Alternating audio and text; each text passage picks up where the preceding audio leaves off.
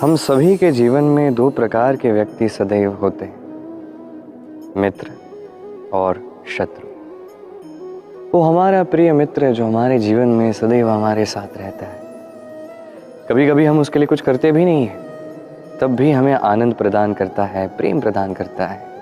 और दूसरे होते हैं हमारे शत्रु।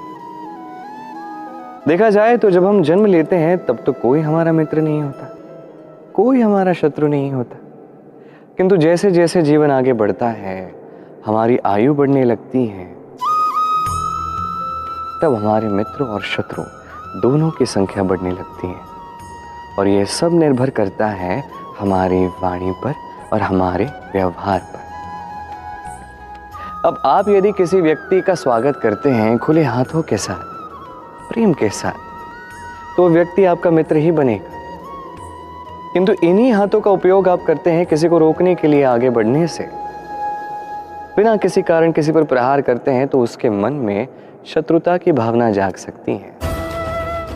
रही बात वाणी की, तो वाणी यदि मीठी हो तो आप सबको अपना बना सकते हैं। यही वाणी कड़वी हो तो अपनों को भी दूर कर सकते हैं। तो इस वाणी पर संयम रखिए और व्यवहार को दार बनाइए। जीवन में सुख ही सुख रहेगा। सभी के मन को आनंद से भर देती है कोयल की ये मीठी वाणी। किंतु यही मीठी वाणी हम वर्षा ऋतु में क्यों नहीं सुन पाते? तो इसका कारण ये नहीं है कि वर्षा ऋतु में कोयल रोगी हो जाती है, नहीं। कोयल निर्णय लेती है मौन रहने का। अब ऐसा भला वो क्यों करती है?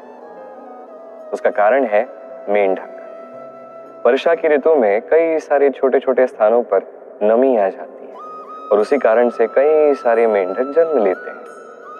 अब उन मेंढकों की ये ध्वनि इतना शोर करती है कि उसके मध्य में ये कोयल कितने भी सुंदर रूप से क्यों ना गाए, उसकी ध्वनि हम सुन ही नहीं पाएंगे। इसलिए वो निर्णय लेती है चुप रहने का। और यही हमारे लिए सीख भी है।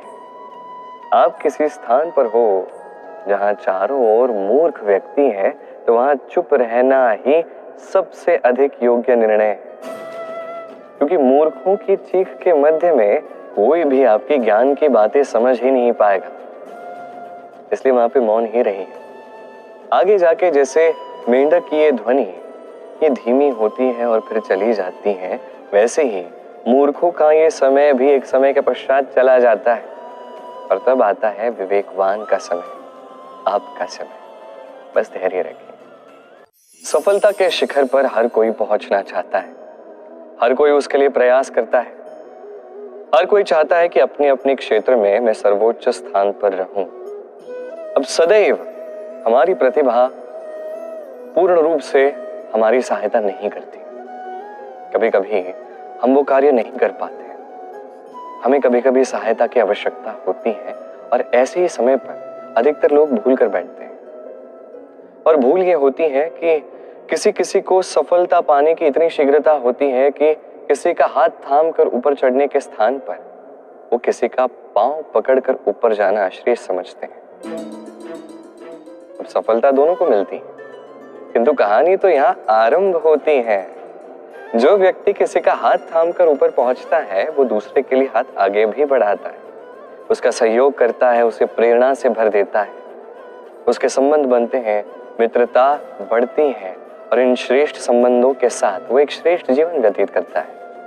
दूसरी ओर वो व्यक्ति जो किसी का पांव थाम कर सफलता प्राप्त कर चुका था, वो व्यक्ति बस एक दास बनकर रह जाता है। बस दिए हुए आदेशों का वो पालन करता है, उसका स्वयं का कोई व्यक्तित्व शेष नहीं रहता। इसलिए आप जब भी सफलता के मार्ग पर आगे बढ़ रहे हैं, तो मार्ग का चयन उचित प्रकार से कीजिए, क्योंकि उस सफलता से आगे भी एक जीवन है।